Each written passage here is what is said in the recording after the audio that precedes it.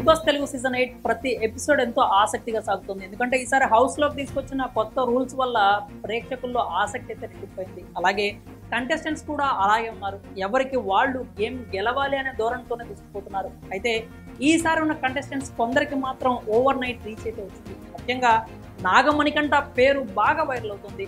మూడో రోజు జరిగిన ఆట మొత్తంలో మణికంఠ పేరే ఎక్కువ హైలైట్ అయింది. నామినేషన్స్లో జరిగిన డ్రామా కావచ్చు, తర్వాత అతను బాధపడటం అంతా కూడా కంటెంట్ అంతా అతని చుట్టూ తిరుగుతూ వచ్చింది. ఈ నేపథ్యంలోనే నాగమణికంఠ భార్య బిగ్ బాస్ హౌస్లోకి వస్తుంది అంటూ వార్తలు వినిపిస్తున్నాయి. నాగమణికంఠ అంత త్వరగా ఆడియన్స్ కనెక్ట్ కావడానికి కారణం అతని గతం. ప్రోమో నుంచి కూడా మణికంఠ తన గతాన్ని చెబుతూనే ఉన్నాడు. తండ్రి చనిపోయాడు, అమ్మ ఇంకో పెళ్లి చేసుకుంది, స్టెప్ ఫాదర్ అవమానించాడు, అమ్మ చనిపోగానే ఇంటి నుంచి బయటకు వచ్చేసాను, తనకు పెళ్ళయింది, కుమార్తె పుట్టింది, ఇప్పుడు భార్యతో కూడా కలిసి లేడు. ఇదంతా విన్న తర్వాత ఆడియన్స్ మణికంఠ ఫ్లాష్ బ్యాక్ అయితే కనెక్ట్ అయిపోయారు. నామినేషన్స్లో మాకు కనెక్ట్ కావడం లేదు అని అంతా ఓట్లు వేస్తుంటే ఆఖరికి మణికంఠ తన ఫ్లాష్ బ్యాక్ మరోసారి చెప్పుకొచ్చాడు. నిజానికి బిగ్ బాస్ హౌస్కి, అక్కడ ఆటకి అతని గతంతో పని లేదు. హౌస్మేట్స్ కూడా అదే చెప్పారు. పృథ్వీ అయితే సింపతి గేమర్ అనే ట్యాగ్ కూడా ఇచ్చేశాడు. అక్కడితో మణికంఠ బరస్ట్ అయిపోయాడు. నామినేషన్స్ తర్వాత ఏడుస్తూనే ఉన్నాడు.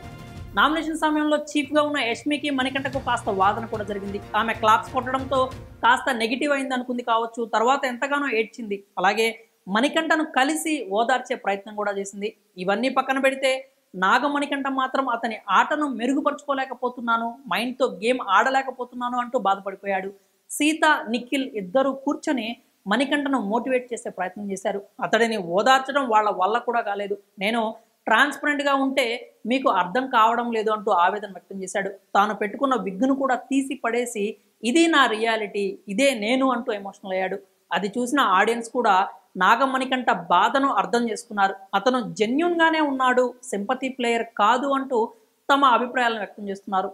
సాధారణంగా బిగ్ బాస్ హౌస్కి కావాల్సింది ఇలాంటి కంటెస్టెంట్సే. ఎంత భావోద్వేగపరిత కథ ఉంటే వారికి అంత రీచ్ ఉంటుంది. కాబట్టి నాగమణికంఠ ఎపిసోడ్ వాళ్లకు ఇంత బాగా పనికొస్తుందని వాళ్ళు కూడా ఊహించుండరు. షో స్టార్ట్ అయిన 4 రోజులుగా అతని పేరే వైరల్ అవుతోంది. ఈ అవకాశాన్ని బిగ్ బాస్ కూడా సద్వినియోగం చేసుకునేలాగా కనిపిస్తున్నాడు. బాగా ఎమోషనల్ అయిన నాగమణికంఠతో కన్ఫెషన్ రూమ్లో బిగ్ బాస్ మాట్లాడాడు. మానసికంగా అతనికి ధైర్యం చెప్పాడు. అలాగే మాటల్లో మణికంఠ దేని గురించి అయితే భయపడుతున్నాడో దాని గురించి అస్సలు చింతించాల్సిన అవసరం లేదు అన్నాడు. అంటే నాగమణికంఠతో ఇప్పుడే ఎలిమినేట్ కావు, ధైర్యంగా ఉండు అని చెప్పినట్లు అనిపించింది. ఇప్పుడు కనుక నాగమణికంఠను ఫ్యామిలీ వీక్ వరకు ఉంచి భార్యను తీసుకొచ్చి హౌస్లో కలిపేస్తే షోకు వచ్చే మైలేజ్ అంతా ఇంత కాదు. కాబట్టి ఆ దారిలో ప్లాన్ చేసే అవకాశం కూడా లేకపోలేదు. ఈ నేపథ్యంలోనే బిగ్ బాస్ హౌస్లోకి నాగమణికంఠ భార్య, కుమార్తె వస్తున్నారంటూ వార్తలు వస్తున్నాయి. తనకు భార్య, కూతురు కావాలని మణికంఠ కూడా కోరుకుంటున్నాడు. మరి ఈ బిగ్ బాస్ షో వల్ల అతని కోరిక తీరుతుందో లేదో చూడాలి.